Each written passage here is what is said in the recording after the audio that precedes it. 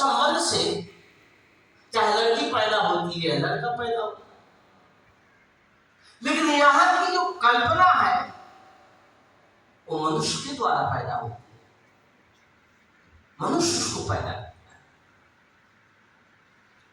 गुरु कहते हैं माय न वाक्य बाप ही जाए, उसकी माता नहीं है, कल्पना की कोई मां थोड़ी है, ये चेतन जीव के द्वारा पैदा हुआ है। जो कल्पना है चेतन जीव के द्वारा ही पैदा हुई है।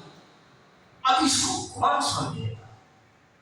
पारखी होगा, विवेकी होगा, समझदार होगा, जो सत असत को समझता हो, जो जड़ चेतन को जानता हो, वही इस कल्पना को, इस वासना को, इस चाहना को समझ सकता है। बाकी तो उलझन है। धर्म के नाम से इतने संप्रदाय चल रहे हैं, जहां आप देखो सब कहते हैं हमारा ईश्वर बड़ा है, हमारा ईश्वर श्रेष्ठ है, और एक बार हमारी शरण में आ जाओ तो कल्याण है, बेड़ा पार है। लेकिन जाकर भी देखो, जाकर देखो कितनी धांधली चल रही है, कितने बंटवारी चल रही है। बंटवारी जानते हो कैसे? कहा जाता है एक बिल्ली, देहात की बात है, देहात में एक बिल्ली रखा था और उसको दूध पिलाने के लिए सोने का कटोरा। अब घूमते घूमते एक व्यक्ति पहुंच गया उस गांव में, देखा कि यार इसकी बिल्ली सोने के कटोरे में दूध पीती है। उसने सोचा यदि मैं इसकी बिल्ली खरीद लूंगा तो निश्चित है बिना पैसे का वो सोने का कटोरा मिल जाएगा। उसने कहा भाई ये बताओ बिल्ली तुम्हारी कितने रुपए की है? उसने कहा बिल्ली जो है 5,000 की है। कहा कि मैं तो 500 रुपया दे सकता हूं। कहा कि तुम 500 रुपया दोगे तो बिल्ली नहीं मिलेगी, 5,000 दोगे तो बिल्ली तुम्हें मिल जाएगी। उसने कहा ठीक है भाई, 5,000 उसने दे दिया। 5,000 जब दे दिया तो उसने सोचा कि उसके साथ में वो कटोरा भी दे देगा सोने का, लेकिन हुआ क्या? बिल्ली दे दिया, कटोरा नहीं दिया। बिल्ली तो दे दी लेकिन कटोरा नहीं दिया। उसने कहा भाई जब मैं तुम्हारी बिल्ली ले लिया तो ये बताओ जिस कटोरे में आप दूध पिलाते हो वो कटोरा फिर किस काम का रहेगा? ऐसा करो कटोरा भी मुझे दे दो। उसने कहा तुम्हें पता है 50 बिल्ली इसी कटोरे के लालच में बेच दिया। एक तो नहीं 50 बिल्ली इस कटोरे के लालच में बेच दिया। अब मैंने कटोरा नहीं बेचा, बिल्ली बेचा। तुम बिल्ली भी आ सकते। आदमी इस भ्रांति में ऐसे चक्कर में फंस जाता है तो ये परमात्मा मिल जाएगा। सदगुरु कहते हैं कि भागो, उसके चक्कर में मत पड़ो और उसको समझो। चेत देख मनमाही हो, सजग हो करके विचार करके विवेक करके उसको समझो। समझोगे तभी बात समझ में आएगी, नहीं तो फंसना तो पक्का है। तो पहला बंधन है वाणिज्य। वो जो राम नाम का है, राम सगुण है, सब मूर्ति बनाते हैं, उसको उसकी पूजा करते हैं, उसका ध्यान करते हैं, फंसे तो है, बंधन तो है। निर्गुण जो नाम है वो निर्गुण है, और इस धर्म के नाम से दोनों सगुण और निर्गुण में फंसे पड़े। तो जब तक विवेक नहीं होगा, विवेक इस बात का कि बनाया तो मैंने, निर्माण तो किया मैंने, उत्पन्न तो किया मैंने, अब उसको हम श्रेष्ठ मानते हैं, परमात्मा मानते हैं, तो बाधा कौन है? आप ही तो बधे हो, मनुष्य तो बधा है। इसलिए धर्म को समझना है, धर्म का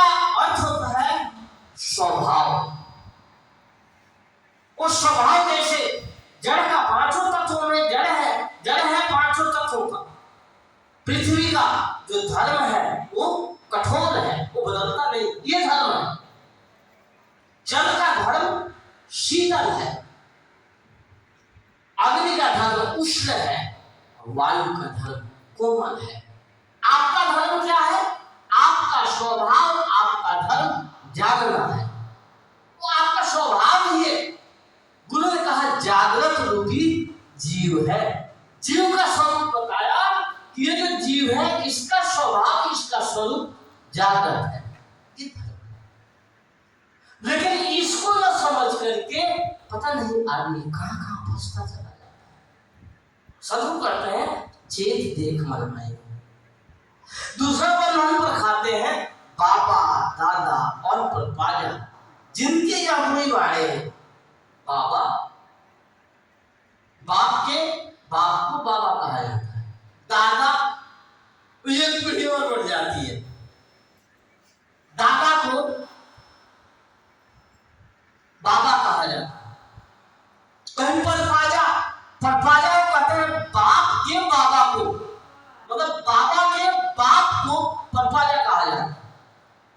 4 पीढ़ी पीछे तक सदगुरु ने गिनती की है कि बाबा दादा और परपाजा, जिनके अपने भाड़े हो, जिनकी जमीन जागीर है, बर्तन है, सारी चीजें हैं, छोड़ के गए कि नहीं गए?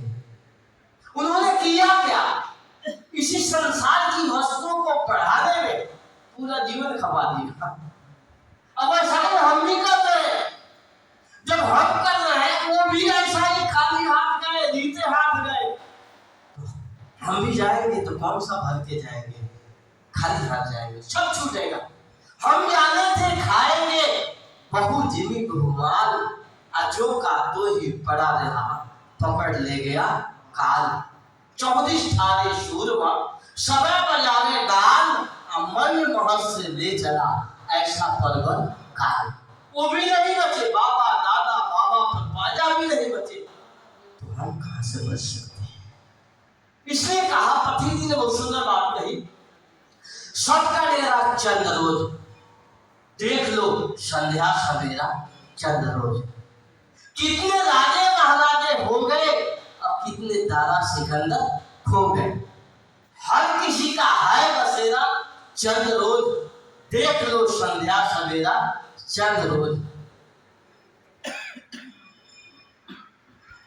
कुटुंबी जन और धन के आसपास, जवानी से भरे तन के आसपास, बस तुम भी लगा लो डेरा फेरा चंद रोज, देख लो संध्या सवेरा चंद रोज। कभी धनवंतरी और लुकमान थे यहाँ, कभी धनवंतरी और लुकमान थे यहाँ, बड़े से भी बड़े सर्जन है यहाँ। सबका बसेरा रहता चंद रोज, देख लो संध्या सवेरा चंद रोज। कौन कितने दिन यहां रह पाएगा? नहीं,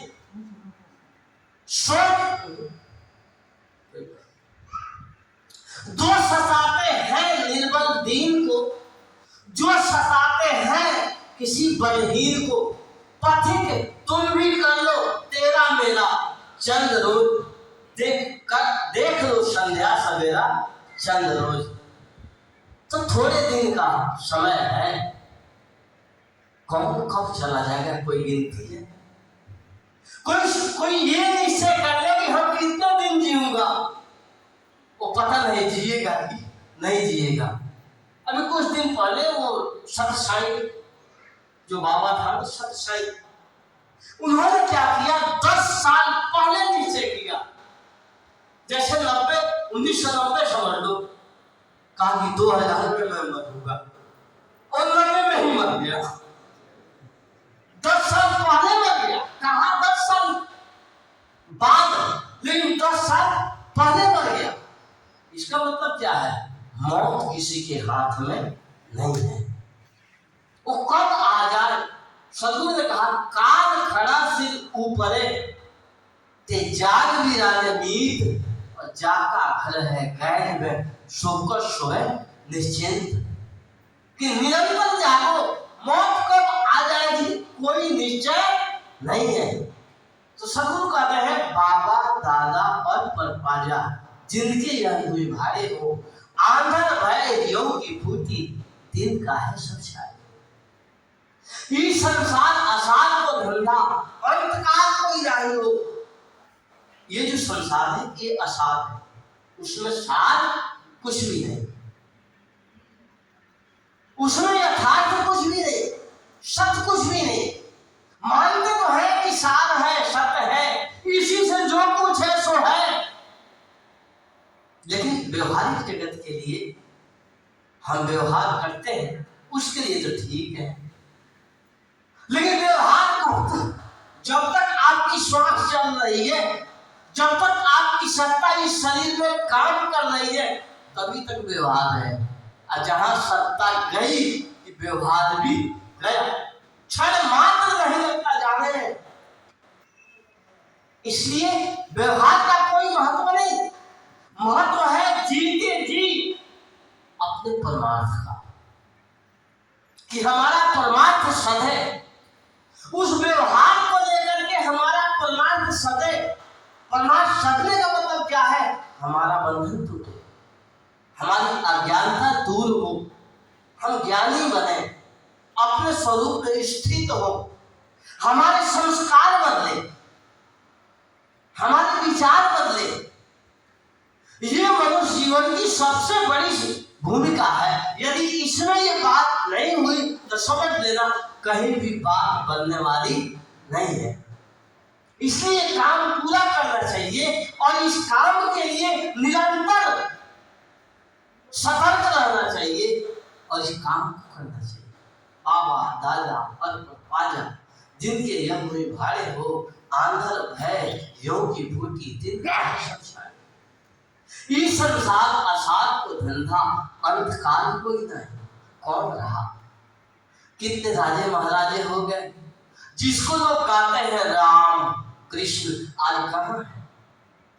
इतनी संपत्ति थी, आज वो संपत्ति कहाँ है? अयोध्या नगरी देखो, ढूंढने से नहीं मिलेगा। द्वारिका देखो, ढूंढने से नहीं मिलेगा। निरंतर उसका नाश होता गया। आज जो बचे हैं उनका कहाँ रहेगा? कब तक रहेगा? उसका भी नाश है, उसका भी खत्मा है, वो भी समाप्ति है। इसलिए सार को समझना है, शाश्वत को समझना है, यथार्थ को समझना है। मनुष्य जीवन के लिए ये अपना स्वरूप ही सार है और शाश्वत है। आप शाश्वत हो और सार हो। आपकी चर्चा सदगुरु ने घूम घूम करके भूली भूली की है कि आप अपने को जाने, आप अपनी पहचान करें। अपने को जानना और किसी को जान लेना, लेकिन अपने को नहीं जाना तो समझना सबसे बड़ी हानि है। इससे बड़ी हानि नहीं है।